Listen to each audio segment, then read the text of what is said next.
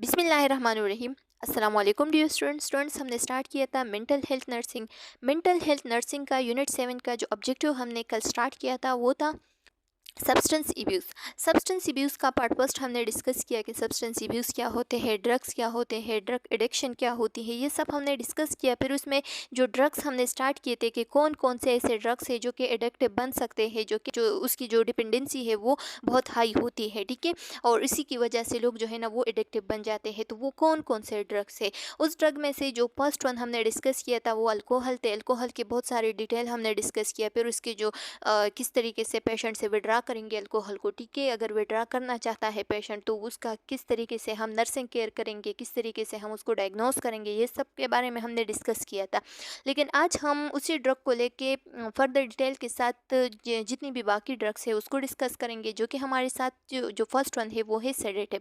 Sedative को start करने से पहले आप लोगों से एक छोटा सा रिक्वेस्ट है कि अगर आप हमारे चैनल लेक्चर्स बाय अनाया केम्यूक पे नए हैं तो हमारे चैनल लेक्चर्स बाय अनाया केम्यूक को सब्सक्राइब करें, प्रेस द बेल आइकन ताकि नेक्स्ट वीडियो का नोटिफिकेशन मिल सके। अगर वीडियो पसंद आ जाए तो वीडियो को लाइक करें, कमेंट करें और अपने दोस्तों के साथ भी शेयर करें।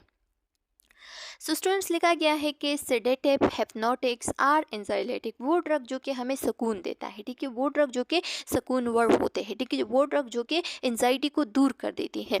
तो इसी तरीके के जितने भी ड्रग्स होते हैं तो उसमें बहुत ज़्यादा डिपेंडेंसी होती है, बहुत हाई डिपेंडेंसी होती है कि लोगों को क्या बनाए, एडिक्टिव बनाती है, ठीक है। क्योंकि हर इंसान चाहता है कि मैं सुकून में रहूँ, ठीक है। और वो जब इसी ड्रग को यूज़ करता है तो उसे सुकून मिलता है। इसी वजह से वो जो है ना वो बाद में इसके एडिक्टिव बन जाता है, यानी आदी बन जाता है और इसको बार बार लेता है, जिसकी वजह से वो फिर जितनी भी एडिक्शन है, सब्सटेंस एडिक्शन है, उसमें चला जाता है, जिसकी वजह से उसको बहुत सारा टॉक्सिसिटी वगैरह पेश आती है, ठीक है।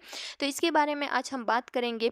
तो लिखा गया है कि जब भी हम सेडेटिव को बहुत ज़्यादा टाइम से, बहुत ज़्यादा अरसे से ले रहे होते हैं, ठीक है, और उसकी वजह से जब इंटॉक्सिकेशन यानी टॉक्सिसिटी कास हो जाए, तो जब भी सेडेटिव जो है ना वो ओवरडोज हो जाए तो उसकी इंटॉक्सिकेशन जो है ना वो कौन कौन से हो सकते हैं, क्या क्या साइन एंड सिम्टम हो सकते हैं। लिखा गया है कि लेबिलिटी हो सकती है। लेबिलिटी मतलब कि एकदम से जो मूड है वो चेंज हो सकता है, ठीक है। यानी इंसान जो है ना वो हैप्पी होता है, खुशहाल होता है, ठीक है, बहुत खुश होता है, और एकदम से उसका मूड जो है ना वो हपा हो जाता है या गुस्से की तरफ चला जाता है, ठीक है, एग्रेशन वगैरह पेश आते हैं। दूसरा लिखा गया है कि डिक्रीज कंट्रोल ऑफ इम्पल्स, उसका जो इम्पल्स है उसकी डिक्रीज आ जाती है। किस तरीके से, यानी वो जो है ना वो फिर अपने आप पे काबू नहीं पा सकता, ठीक है। उसका कंट्रोल अपने आप पे नहीं रहता, वो जल्दी से एग्रेशन में चला जा सकता है, वो दूसरों को भी नुकसान पहुंचा सकता है, खुद को भी नुकसान पहुंचा सकता है। यानी उसका अपने इम्पल्सिस पे, अपने ड्राइव्स पे कंट्रोल नहीं रहता, ठीक है। इनहिबिशन हो जाती है। इनहिबिशन यानी लॉज ऑफ क्या, लॉज ऑफ कंट्रोल, ठीक है। अच्छा, वो पेशेंट इरिटेबल रहता है। तो ज़ाहिर सी बात है, जब भी पेशेंट हमारे साथ सेडेटिव ले रहा होता है और जब उसको इंटॉक्सिकेशन हो जाती है तो उसकी वजह से फिर क्या होता है, वो इरिटेबल होगा, क्योंकि वो तो पेशेंट है, तो इरिटेबिलिटी तो होगी, बेचैनी तो होगी। स्लर्ड स्पीच यानी उसका जो बात करने का तरीका होगा, या जब वो टॉक्सिकेशन में चले जाता है, ठीक है, तो उस दौरान जब वो बात करेगा तो उसका जो बात है वो धुंधला हुआ, यानी तरतराहट सी होगी उसके बातों में, ठीक है, वो सही से बात ही नहीं करेगा, तो उसका स्पीच भी डिस्टर्ब हो जाता है। इन कोऑर्डिनेशन अनस्टेडी गेट, उसका गेट खराब हो जाता है। गेट क्यों खराब हो जाता है, क्योंकि हमने बताया ना कि जब भी कोई सेडेटिव ले रहे होते हैं, जब भी कोई सब्सटेंस अब्यूज़ बन जाता है तो उसके मोटर जो है ना, मोटर पे बहुत ज़्यादा इफेक्ट आ सकती है, ठीक है। तो जब भी मोटर इफेक्ट आ सकती है तो इसकी, जैसे कि नॉर्मल इंसान की जो मोटर इफेक्ट है वो बैलेंस में रहता है, लेकिन जब एबनॉर्मल वो क्या करेगा, वो घूमेगा फिरेगा चलेगा, ठीक है, तो उस दौरान जो है ना उसका मूवमेंट जो है ना वो अनस्टेडी होता है, जबकि नॉर्मल इंसान का स्टेडी मूवमेंट होता है, बैलेंस में होता है। जब अनस्टेडी मूवमेंट होगा तो उस झटके, उस पर झटके आएंगे, ठीक है, और ऐसे वो चलेगा जैसे कि वो गिर रहा है, ठीक है, उसका अपने आप पे फिर बैलेंस नहीं होगा। एम्पेयर्ड अटेंशन, उसका जो फोकस है वो ख़राब होगा, अटेंशन कम होगा, ठीक है, ख़राब होगा, उसका फोकस भी सही से नहीं होगा, कंसंट्रेशन ख़राब होगा, कंसंट्रेशन ख़त्म हो जाएगा, ठीक है। एंड जजमेंट, और जितना भी जजमेंट का कंसंट्रेशन है वो भी ख़राब हो जाएगा। Can lead two comma and death, और अगर हमारे साथ जो क्या है ओवरडोज जो है ना वो ज़्यादा हो जाए किसी भी हिप्नोटिक या एंजाइलेटिक या सेडेटिव का, तो क्या हो सकता है, तो पेशेंट जो है ना वो कोमा में चला जा सकता है। अगर उसका रिस्पिरेटरी डिप्रेशन हो गया, ठीक है, और वहाँ पे कोई भी वेंटिलेशन वगैरह मौजूद नहीं था, तो तब पेशेंट जो है ना वो जल्दी उसी टाइम मर भी सकता है, ठीक है, क्योंकि उसको वेंटिलेशन की ज़रूरत होती है और रिस्पिरेटरी डिप्रेशन हो गई है तो पेशेंट मर भी जा सकता है।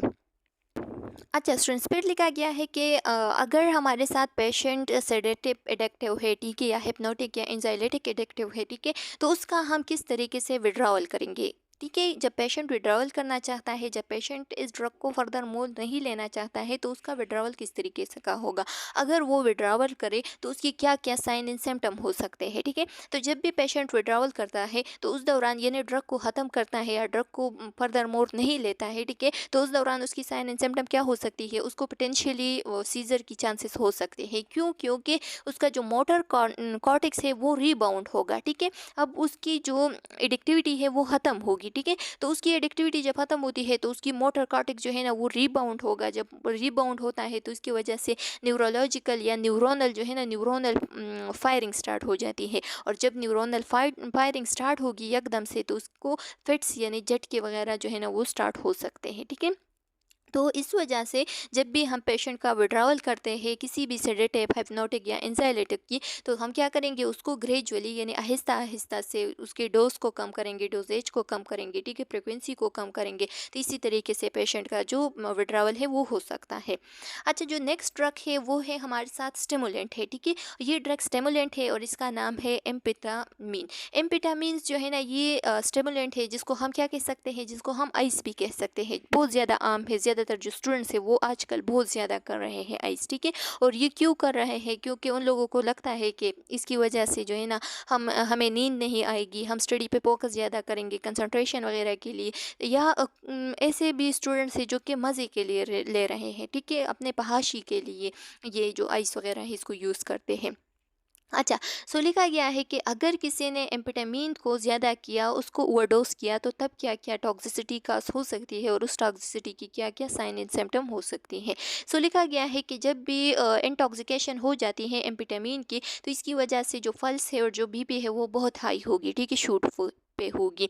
इसके साथ साथ उसका जो फ्यूल है वो भी डायलेट होगा, उसको नाजिया एंड वोमिटिंग फील हो सकती है, ठीक है, ट्विचिंग होगी यानी मसल ट्विचिंग जो होती है, ठीक है। और ये क्यों होगी, क्योंकि पेशेंट जो है ना वो एग्रेसिव हो जाता है, या पेशेंट जो है ना वो एजल्टिव मतलब कि उसकी जो मसल्स है उसकी हाइपर एक्साइटेबिलिटी हो जाती है, ठीक है। तो इसी वजह से ट्विचिंग एंड एजल्टिव जो मसल्स है वो हो सकते हैं। इसके साथ साथ ग्रेंडियोसिस होगी। ग्रेंडियोसिस मतलब वो समझेगा कि मैं बहुत पावरफुल हूँ, ठीक है, मेरे पास एक्स्ट्रा पावर है, एक्स्ट्रा ऑर्डिनरी ब्यूटी है, अपने आप की तारीफ करना खुद बहुत, ठीक है, और खुद बहुत जो है ना वो खुश हो जाता है अपने आप से।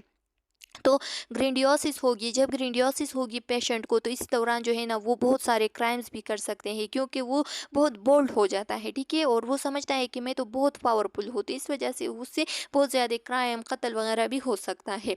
अच्छा, यूफोरिक होगी। यूफोरिक मतलब कि एक्सेसिव हैप्पीनेस उसे हो जाती है, डोपामीन की रिलीज जो है ना वो बहुत ज़्यादा हो जाती है, इस वजह से एक्सेसिव हैप्पीनेस होगी, ठीक है, जो कि एबनॉर्मल होती है।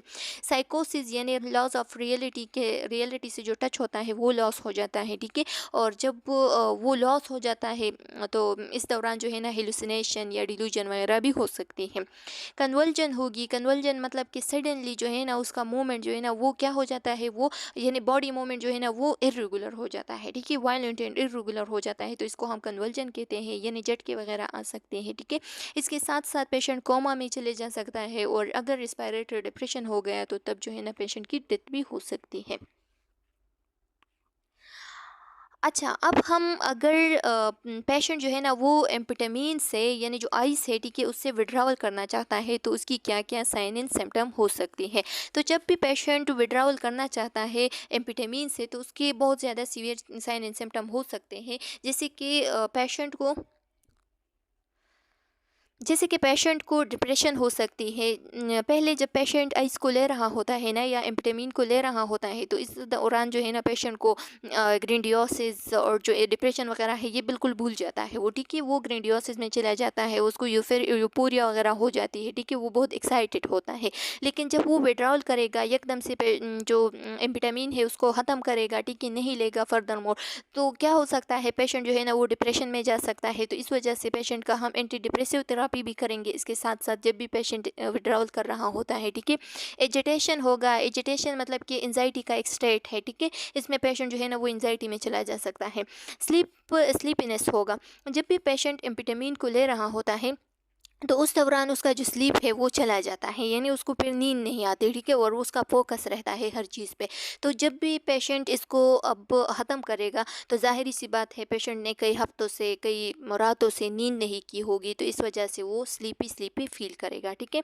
अच्छा, फिर लिखा गया है कि डिसओरिएंटेशन होगा। डिसओरिएंटेशन का क्या मतलब है, यानी उसको सेंस लॉस होगा, ठीक है, किसी भी डायरेक्टेड गोल की तरफ जो है ना उसका सेंस लॉस होगा। इसके साथ साथ एपेथी होगी। एपेथी मतलब कि बेजार होगा, बेहिस होगा, ठीक है, किसी जगह पे दिल नहीं लगेगा, किसी भी चीज़ में किसी भी गोल में अब दिल नहीं लगेगा, ठीक है, क्योंकि उसका जो ग्रेंडियोसिस जो पूरे स्टेट होता है वो चला जाता है एम्फेटामिन की वजह से, ठीक है, क्योंकि अब वो एम्फेटामिन की फर्दर यूज़ नहीं कर रहा होता। अच्छा, फर्दर लिखा गया है कि अगर कोई एम्फेटामिन विड्रावल या ओवरडोज करे, ठीक है, ओबाइडी मतलब कि ओवरडोज और विड्रावल, तो उस दौरान पेशेंट का जो नर्सिंग केयर है वो किस तरीके से हम करेंगे। तो जब भी पेशेंट हमारे साथ आता है या तो वो एम्फेटामिन का ओवरडोज कर देता है और आता है, या वो एम्फेटामिन से विड्रावल करना चाहता है और तब आता है, ठीक है, उसकी जो साइन सिम्टम है उसके साथ आता है, तो उस दौरान हम पेशेंट की नर्सिंग केयर किस तरीके से करेंगे।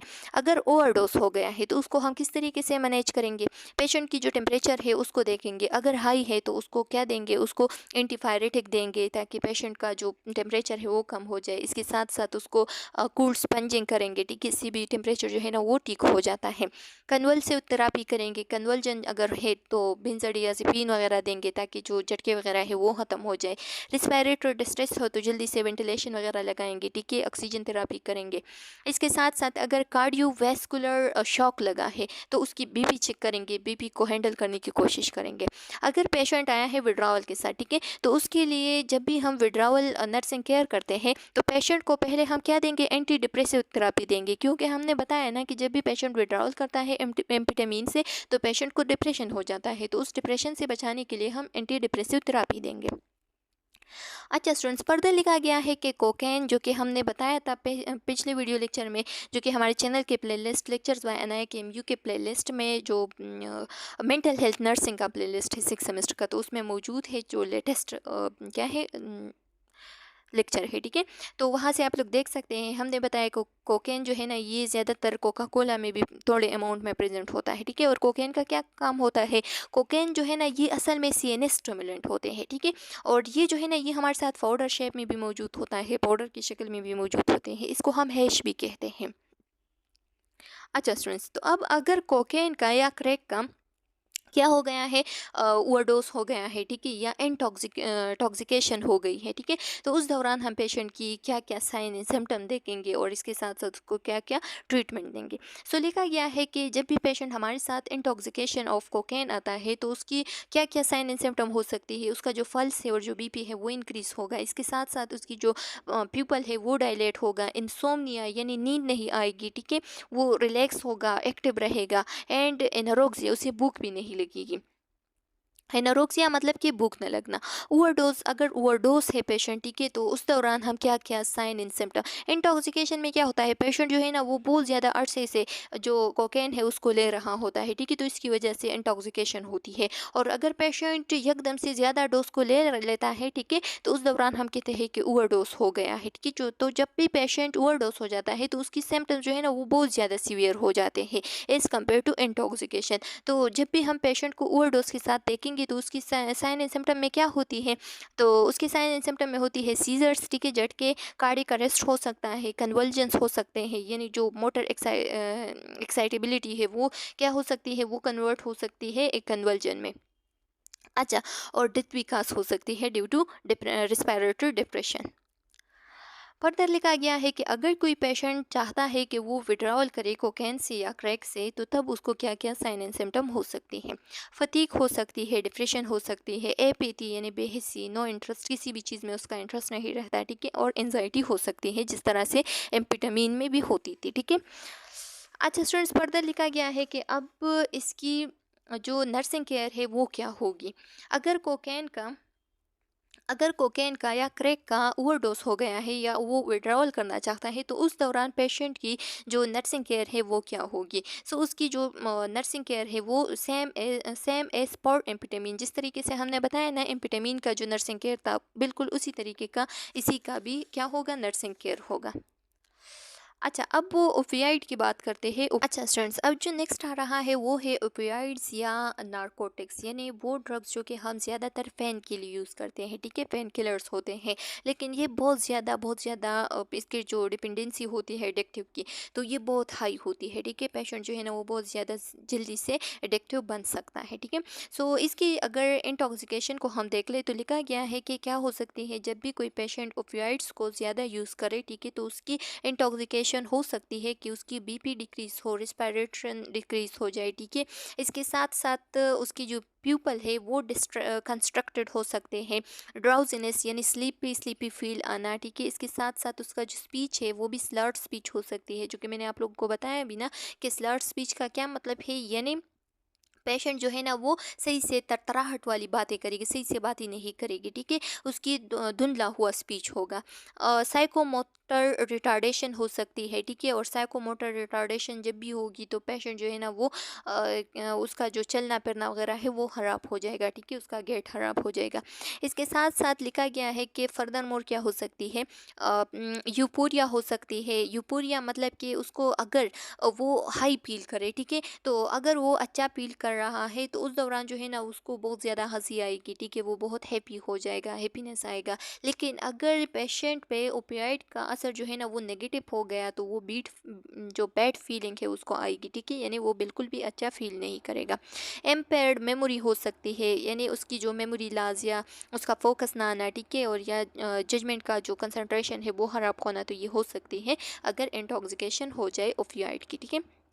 फर्दर मोड लिखा गया है कि ओपियाइड्स नारकोटिक्स, अगर इसकी ओवरडोज हम कर ले, ठीक है, तो ओवरडोज की वजह से फिर क्या हो सकती है, उसकी साइन एंड सिम्टम क्या हो सकती है। लिखा गया है कि अगर कोई ओपियाइड्स की क्या कर दे, ओवरडोज कर दे, तो उसकी वजह से उसकी जो प्यूपल है आंखों में तो वो कंस्ट्रक्टेड हो सकती है, ठीक है। इसके साथ साथ कैन बी डायलेटेड, ठीक है, ये डायलेटेड भी हो सकती है, यानी किसी पेशेंट का जो है ना कंस्ट्रक्टेड भी हो सकता है और किसी पेशेंट का डायलेटेड भी हो सकता है, ठीक है, तो उसकी जो नेचर है उस पर डिपेंड करता है। इसके साथ साथ रिस्पायरेटरी डिप्रेशन हो सकती है, अगर रिस्पायरेटरी डिप्रेशन हो गया तो पेशेंट अरेस्ट में, कार्डियक अरेस्ट में चला जा सकता है, रिस्पायरेटरी अरेस्ट में चला जा सकता है, उसकी वजह से डेथ भी, कोमा भी और शॉक भी लग सकता है। अच्छा, नेक्स्ट हमारे साथ है कि अगर ओपियाइड की कोई विड्रावल करना चाहे तो तब क्या हो सकती है, उसकी क्या क्या साइन एंड सिम्टम हो सकती है। तो विड्रावल के दौरान जो है ना पेशेंट की साइन एंड सिम्टम हो सकती है कि उसकी याविंग यानी जमाइया, जो जमाइया होती है यानी नींद आना, ठीक है, ये बहुत ज़्यादा फील होगी। इसके साथ साथ इनरोक्सिया यानी भूख नहीं लगेगी, ठीक है, इंसोम्निया, नींद नहीं आएगी, रनी नोज़, उसका नोज़ जो है ना वो रनी हो जाएगा, ठीक है। क्रैम्प्स, क्रैम्प्स जो है ना ये दर्द दर्द के चप्पे से आएंगे, ठीक है, यानी दर्द होना, ठीक है। चिल्स, सर्दी फील होना या सर्दी लगना, बहुत ज़्यादा सर्दी लगना, ठंड लगना, नाजिया हो सकती है। And piloerection of skin, piloerection of skin इसको हम बूप बम्स भी कह सकते हैं, ठीक है, यानी एकदम से स्किन का जो कंडीशन है वो चेंज हो जाता है, ठीक है। अच्छा, फर्दर लिखा गया है कि अब नर्सिंग केयर क्या हो सकती है अगर कोई पेशेंट ओवरडोज हो जाए या विड्रावल कर दे नारकोटिक से, ठीक है। तो अगर ओवरडोज कर दे तो उस दौरान क्या क्या क्या हो सकता है उसका नर्सिंग केयर। तो लिखा गया है कि उसका नर्सिंग केयर जो है ना वो नारकेन हो सकता है। नारकेन जो है ना ये हमारे साथ एक ड्रग है जो कि ओपियोइड की जो ओवरडोज होती है तो उसको उसकी इफेक्ट को रिड्यूस करता है, ठीक है। तो ये ड्रग जो है ना आप लोगों ने याद रखना है एमसीक्यूज पॉइंट ऑफ व्यू से कि जब भी किसी पेशेंट को नारकोटिक ओवरडोज हो जाए तो उसके लिए एंटीडोट्स को हम यूज़ करते हैं जिसका नाम है नारकेन। अच्छा, नेक्स्ट लिखा गया है कि अगर कोई पेशेंट विड्रावल कर दे तो उस दौरान क्या नर्सिंग केयर हो सकती है, ठीक है। Supportive measure if not life, ठीक है, उसके लिए हम क्या करेंगे, उसके लिए हम डायरेक्ट ही कूल्ड थेरेपी करेंगे। कूल्ड थेरेपी मैंने आप लोगों को पिछली वीडियो लेक्चर में भी बताया था कि इसको हम फ्लडिंग थेरेपी कहते हैं। फ्लडिंग थेरेपी में ऐसा होता है कि एकदम से पेशेंट पे हम उसी चीज़ को बंद कर देते हैं, उस सब्सटेंस को बंद कर देते हैं जो कि उसके लिए क्या है, उसके लिए जो एडिक्टिव है या जो सब्सटेंस अब्यूज़ बन सकता है, ठीक है। तो उस सब्सटेंस को डायरेक्ट ही ख़त्म करना, एकदम से बंद करना, अगर वो क्या है, अगर वो लाइफ थ्रेटनिंग नहीं है, ठीक है, यानी उसकी जान को खतरा नहीं है, वो मर नहीं सकता इसकी वजह से, तो उसको हम क्या करेंगे, कोल्ड तरकी यानी एकदम से उसकी जो ड्रग है उसको ख़त्म करेंगे, ठीक है, उससे बहुत दूर करेंगे। अच्छा, फिर क्या लिखा है कि मेथाडोन्स को भी हम यूज़ कर सकते हैं, जो कि हमारे साथ ज़्यादातर जो सीवियर क्या होते हैं, सेवरल सिचुएशंस होते हैं, जैसे कि फॉर एग्जांपल ये जो मेथाडोन है ना, ये हमारे साथ सिंथेटिक ओपियाइड है, ठीक है, ये सिंथेटिक ओपियाइड एगोनिस्ट है, और इसको हम क्रोनिक पेन के लिए यूज़ कर सकते हैं। तो जब भी पेशेंट को पेन वगैरह महसूस हो रहा है तो उस दौरान हम इसी चीज़ को यूज़ कर सकते हैं। अच्छा, फर्दर लिखा गया है कि हेलुसिनोजन के बारे में मैंने आप लोगों को बताया था कि कुछ ऐसे ड्रग्स होते हैं जो कि हेलुसिनेशन को काज कर देते हैं, ठीक है, यानी पेशेंट जो है ना वो फिर रियलिटी से दूर चला जाता है, पेशेंट जो है ना वो फाल्स परसेप्शन में चला जाता है, ठीक है, यानी वो रस्सी को सांप समझ लेता है, ठीक है। अच्छा, सो जब भी हमारे साथ हेलुसिनोजेंस जैसे कि एलएसडी या पीसीपी हो गया, एलएसडी कौन से ड्रग्स होते हैं, एलएसडी जो है ना ये, इसको हम क्या कह सकते हैं, फिर हमारे साथ हेलुसिनोजन में दो टाइप के ड्रग्स है, यहाँ पे लिखे गए हैं कि एलएसडी है यानी लाइजर्जिक एसिड डाई इथाइल एमाइड्स है, और दूसरा जो है ना ये पीसीपी है, पीसीपी जो है ना ये फिनाइल साइक्लोडीन या जो फिनाइल, इसको दूसरा नाम जो है ना वो फिनाइल साइक्लोहेक्साइल पिप्रिडीन भी कह सकते हैं, ठीक है, ये भी आप लोगों ने याद रखना है। सो ये जो एलएसडी होती है, एलएसडी का आप लोग जस्ट एक इमेज अपने जहन में रख लें कि ये हमारे साथ क्या होती है, ये स्टेप्स होती है, ठीक है, छोटे छोटे स्टेप्स होते हैं। जब भी कोई एलएसडी को ले रहा होता है, ठीक है, तो इस स्टेप को अपने टंग के ऊपर रख देते हैं और हेलुसिनेशन में चला जाता है, यानी पाल्स परसेप्शन में चला जाता है, या रियलिटी से दूर चला जाता है, ठीक है, उसको फिर ऐसे परसेप्शन आते हैं जो कि सही नहीं होते, जो कि रियलिटी से अटैच नहीं होते। तो ये जो है ना, ये अगर पेशेंट का, ये पेशेंट के मूड पे डिपेंडेंट करता है, ठीक है, यानी पेशेंट मूड डिपेंडेंट है। अगर पेशेंट ये स्ट्रिप ले रहा है, ठीक है, अपने टंग पे लग रख रहा है, और उसका मूड जो है ना वो अच्छा है, हैप्पीनेस वाला मूड है, ठीक है, और वो इस स्ट्रिप को यूज़ कर ले, तो उस पर गुड ट्रिप्स आते हैं। दो टाइप के ट्रिप्स होते हैं, एक होते हैं गुड ट्रिप्स और एक होते हैं बैड ट्रिप्स, ठीक है। तो जब भी उस पर गुड ट्रिप्स आ जाता है तो उस दौरान वो समझ लेता है कि मैं तो जन्नत में हूँ, ठीक है, उसे दुनिया जो है ना वो जन्नत दिखाना शुरू कर देता है, यानी उसे हूरे दिखाना, अच्छा अच्छा इन्वायरमेंट, अच्छा अच्छा खुराक वगैरह जो है ना उसके आंखों के सामने आ जाता है, ठीक है। और अगर पेशेंट का मूड गुड नहीं था, ठीक है, अच्छा मूड नहीं था, तो तब जब वो स्ट्रिप को लेगा, अपने टंग के ऊपर रखेगा, ठीक है, तो वो ऐसे उसको फीलिंग आती है जिसको हम बैड ट्रिप्स कहते हैं। बैड ट्रिप्स ऐसा होता है यानी उसका दम घुट जाना, ठीक है, उसके लिए टाइम रुक जाना, उसे ऐसा फील होगा कि मैं 500 ईयर्स से यहाँ पे खड़ा हूँ या यहाँ पे बैठा हूँ, ठीक है, और ये टाइम कब गुजरेगा, उसका दिल जो है ना वो हपा रहता है, ठीक है। तो इसी चीज़ को हम क्या कहते हैं, बैड ट्रिप्स कहते हैं। तो एलएसडी के दो टाइप के ट्रिप्स होते हैं, एक होता है बैड ट्रिप्स और एक होता है गुड ट्रिप्स, ठीक है। तो जब भी कोई स्टेप्स ले रहा है तो उस दौरान पेशेंट का मूड जो है ना अगर अच्छा है तो वो जन्नत सा फील उसे होगा, और अगर बुरा है तो फिर जहन्नुम सा फील होगा, ठीक है। अच्छा स्टूडेंट्स, अब आप लोगों ने ये रिमेंबर रखना है कि जब भी पेशेंट चला जाता है हेलुसिनोजन यानी जो एलएसडी की जो ट्रिप्स है उसमें चला जाता है, तो उसके बाद या 6 महीने बाद या 1 साल बाद या 2 साल बाद जब वो उस ट्रिप्स को यूज़ भी नहीं करेगा, उस ट्रिप्स को यूज़ ना करे, ठीक है, और या उस मेडिसिन को यूज़ भी ना करे, तब भी उस पर फ्लैशबैक्स आते हैं, ठीक है। और ये फ्लैशबैक किस तरीके के होते हैं, अगर उसने उस टाइम जब उसने इस ट्रिप को यूज़ किया था और वो गुड मूड में था, ठीक है, यानी उस पर गुड ट्रिप्स आए थे, तो तब जो है ना वो 6 महीने बाद तो विदाउट ड्रग जो है ना वो उसी ट्रिप्स में चले जाएगा, यानी गुड ट्रिप में चला जाएगा। अगर उसका उस दिन यानी जिस दौरान उसने इस एलएसडी को यूज़ किया था और उसका मूड अच्छा नहीं था, ठीक है, तो वो जो है ना वो बैड ट्रिप में चला गया था। तो इसी तरीके से वो जो है ना वो इस दौरान भी क्या होगा, इस दौरान भी वो बैड ट्रिप में चला जाएगा, ठीक है, यानी 6 मंथ बाद या 2 ईयर या 1 ईयर बाद जो है ना वो विदाउट ड्रग यूज़ जो है ना वो क्या किस चीज़ में चला जा सकता है, उस पर फ्लैशबैक आ सकते हैं, और फ्लैशबैक जो है ना ये हमारे साथ पेशेंट को बैड इन्वायरमेंट या गुड इन्वायरमेंट में ले सकता है, ठीक है। सो अब लिखा गया है कि क्या होता है अगर हमारे साथ हेलुसिनोजन यानी एलएसडी या पीसीपी का क्या हो गया, उसका जो है ना इंटॉक्सिकेशन हो गया या ओवरडोज हो गया, तो उस दौरान पेशेंट की क्या क्या साइन एंड सिम्टम हो सकते हैं। इंटेंसिफाइड परसेप्शन, उसका परसेप्शन जो है ना वो पाल्स परसेप्शन होगा, ठीक है, बहुत ज़्यादा परसेप्शन उसको आएंगे। PCP LSD dilate pupil and tachycardia, patient का जो टिकिकार्डिया होना, प्यूपल डायलेशन होना, ठीक है, इसके साथ साथ टेम्परेचर, पल्स एंड रेस्पिरेटर ये इंक्रीज होना, ठीक है, इसके साथ साथ बीपी इंक्रीज होना, बीपी शूट होना, तो ये सारे साइन एंड सिम्टम है इंटॉक्सिकेशन या ओवरडोज ऑफ द हेलुसिनोजन, ठीक है। अच्छा, फिर फर्दर लिखा गया है कि एंजाइटी एंड डिप्रेशन हो सकती है, इल्यूजन हो सकती है, इसके साथ साथ डिल्यूजन, जिस जो कि मैंने बहुत सारे दफ़ा जो है ना ये डिफाइन किए हैं, तो उम्मीद है कि आप लोगों का इसका कंसेप्ट क्लियर हो, ठीक है। इसके साथ साथ उसकी जो पर्सनालिटी है ना वो चली जाती है, क्योंकि उसको खुद की पहचान नहीं रहती, ठीक है, तो वो जो है ना वो डीप पर्सनलाइजेशन में चला जाता है, ठीक है, अपने आप को सही से फिर नहीं पहचानता। पैनिक रिएक्शन हो सकती है इस पे, ठीक है, ग्रेंडियोसिटी में चला जा सकता है, यानी अब खुद बहुत जो है ना अपने आप की तारीफ करना या ओवर पावर समझना या एक्स्ट्रा ऑर्डिनरी ब्यूटी वगैरह समझना, ठीक है। एंड क्या है पेरानिया, पेरानिया ये हमारे साथ क्या है, ये भी एक हेलुसिनेशन का टाइप है, ठीक है, तो हेलुसिनेशन में चला जा सकता है। इसके साथ साथ अगर कोई पेशेंट क्या ले रहा है, पीसीपी ले रहा है, तो उसका मूड जो है ना वो क्या होगा, एजल्टिवनेस उस पर आएगी, यानी जर्की मोमेंट या उसका जो वॉकिंग है वो खराब होना, ठीक है, सीजर्स उस पर आना, झटके आना, ये हो सकता है। और ये जो झटके है ये ज़्यादातर ड्यूरिंग वॉक या रेस्ट में आता है, ठीक है, बहुत ज़्यादा सीवियर हो जाते हैं। अच्छा, अगर एलएसडी ट्रिप्स ले रहा है, जो कि मैंने आप लोगों को बताया, ठीक है, तो ये ट्रिप्स जो है ना ये मूड डिपेंडेंट होता है। अगर पेशेंट का मूड अच्छा है तो वो अच्छे ट्रिप्स पे चला जाएगा, अगर मूड जो है ना वो बैड है पेशेंट का, तो वो बैड मूड पे चला जाए, और उसके बाद में अगर वो ड्रग भी नहीं ले रहा है तब भी उस पर फ्लैशबैक्स आ सकते हैं, जो कि 6 मंथ बाद या 1 ईयर या 2 ईयर बाद भी आ सकते हैं, ठीक है।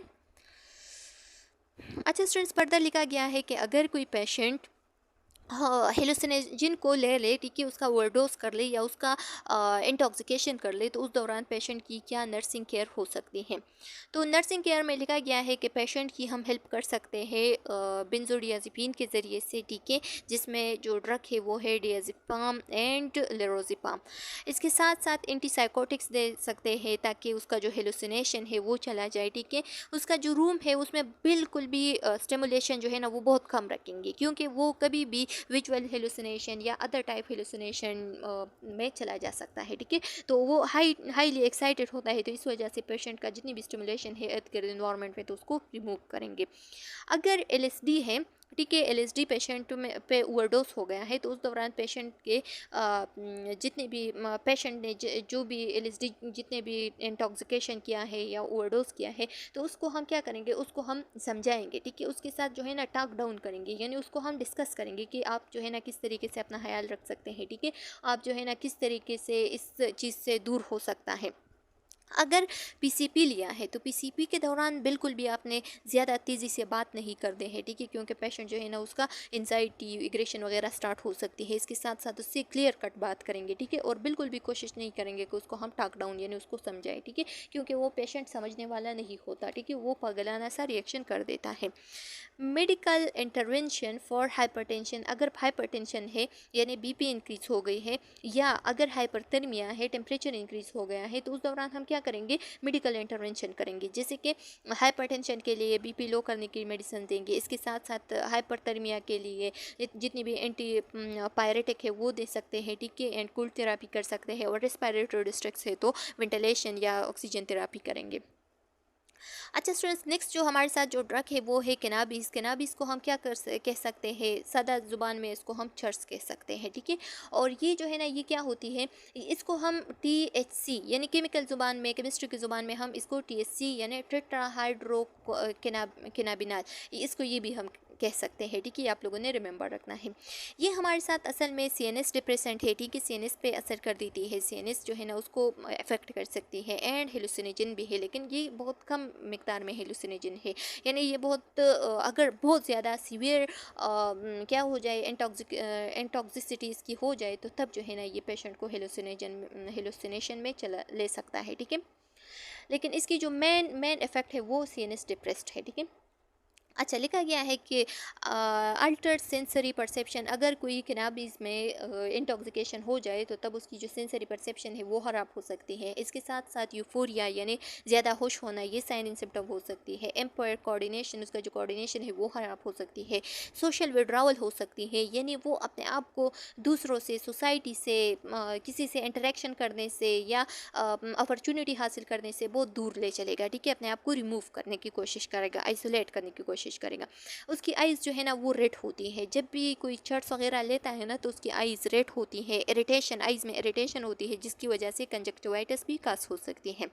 इंक्रीज एपेटाइट हो सकती है, ठीक है। उसका भूख जो है ना वो बहुत ज़्यादा उसे लग सकता है। अच्छा, अब नेक्स्ट जो है ना वो है इनहेलेंट्स। इनहेलेंट्स जो है ना ये नोस के थ्रू से ज़्यादातर जो पेशेंट है वो ले लेता है, ठीक है। इसमें बहुत ज़्यादा टाइप्स है, जिसको हम पेंट, ग्लू, सिगरेट लाइटर, प्लॉइड, ठीक है। इसके साथ साथ प्रोपेलेंट गैसेस जो होते हैं, ठीक है, जिसको हम एरोजल यानी स्प्रे के थ्रू जो है, जो हेयर स्प्रे वगैरह है उसमें भी मौजूद होता है, ठीक है। तो ये सारे जो टाइप्स है इसको हम बाद में कभी डिस्कस करेंगे, अभी इतना टाइम नहीं है, ठीक है। और कोर्स रेट के मुताबिक भी इतना ज़रूरी नहीं है, तो आप लोगों ने जस्ट नेम याद रखने हैं। इसके साथ साथ नाइट्राइट्स हो सकते हैं, एनेस्थेटिक जो नाइट्रस ऑक्साइड है। अगर पेशेंट को स्निपिंग की वजह से इंटॉक्सिकेशन हो जाए तो उसकी वजह से जो है ना उसका जो क्या है जो इम्पल्स कंट्रोल है वो ख़राब हो सकता है, ठीक है। तो जब भी इम्पल्स कंट्रोल ख़राब हो जाता है या इम्पल्स कंट्रोल लॉस हो जाता है तो उसकी वजह से पेशेंट को डिस इनहिबिशन हो सकती है, ठीक है। अच्छा, फर्दर लिखा गया है कि स्ट्रेजरिंग हो सकती है। स्ट्रेजरिंग यानी उसका जो गेट है वो ख़राब हो सकता है, ठीक है। उसकी पर्सनालिटी पे इफेक्ट पकास कर सकता है, वो अपने आप का सही से ख्याल पर नहीं रखेगा। लाइट हेडनेस हो सकती है। लाइट हेडनेस मतलब उसको अपना आप जो है ना वो लाइट लाइट सा फील होता है, ठीक है। उसको ऐसा फील होता है कि मेरे ऊपर मेरे हेड जो है ना वो मिस है, ठीक है, मेरा हेड है ही नहीं, ठीक है, इस तरीके का फीलिंग आना। यूफोरिया यानी ज़्यादा खुशी महसूस होना। Damage to the nervous system, अपना नर्वस सिस्टम डैमेज हो सकता है इसकी वजह से, कि फुली न्यूरोपैथी हो सकती है, बहुत ज़्यादा न्यूरॉन जो है ना वो इसमें शामिल होती है, तो इस वजह से बहुत ज़्यादा न्यूरॉन जो है ना वो इफेक्ट हो सकते हैं, ठीक है। एंड माइलोपैथी यानी स्पाइनल कार्ड जो है ना वो इंजरी हो सकती है अगर क्रॉनिक यूज़र हो, बहुत ज़्यादा अरसे से यूज़ करे, ठीक है। ट्रीटमेंट में क्या हो सकते हैं, तो हम सपोर्टेड इफेक्टिव सिस्टम देंगे, यानी जो रिस्पायरेटरी डिसऑर्डर है, ठीक है, या रिस्पायरेटरी अगर डिस्ट्रेस हो गया है तो उस दौरान हम ऑक्सीजन थेरापी वगैरह देंगे। इसके साथ साथ B12 विटामिन B12 पेंटोलेट देंगे, क्योंकि पेशेंट को बहुत ज़्यादा क्या होता है, जो न्यूट्रिशन लॉस है वो हो गई होती है, ठीक है। अच्छा, फर्दर लिखा गया है कि जो लास्ट वन ड्रग है, जो कि हमने पिछली वीडियो लेक्चर में भी बताया था कि रैप एंड टेक्नो ड्रग्स होते हैं, जो कि ज़्यादातर फहाश लोग जो है ना फहाशी के लिए ले रहा होता है या सेलिब्रेशन के लिए। ये ज़्यादातर अमेरिका में यूज़ होते हैं सेलिब्रेशन को मनाने के लिए, ठीक है। जब भी ये पेशेंट लेता है ना तो उस दौरान जो है ना वो एक्टिव फील करता है, ठीक है। ये भी स्टिमुलेंट है, एक्टिव फील करने के लिए, सेलिब्रेशन को मनाने के लिए, सारे रात जागने के लिए जो है ना ये क्या कर देता है, रैप एंड टेक्नो ड्रग को यूज़ कर देते, ठीक है। So rave and techno drugs, clubs drugs are date rape drug, इसको क्लब्स ड्रग्स भी कहते हैं, यानी जब क्लब में कोई डांस वगैरह करना, ठीक है, इसके साथ साथ डेट पे जाना, ठीक है, एंड इसी तरीके से किसी के साथ टाइम स्पेंड करना, तो उसके लिए एक्टिव रहने के लिए जो है ना ये ड्रग ज़्यादातर लोग यूज़ करते हैं। फर्दर लिखा गया है कि रैप जो है ना हमारे साथ क्या होती है, डांस पार्टीज़ को कहते हैं, तो ऐसे ड्रग जो कि हम डांस पार्टीज़ के लिए यूज़ करते हैं, ठीक है, और जो कि एक्टिव बनाने के लिए, स्टिमुलेंट करने के लिए यूज़ करते हैं, तो इसको हम रैप एंड टेक्नो ड्रग्स कहते हैं।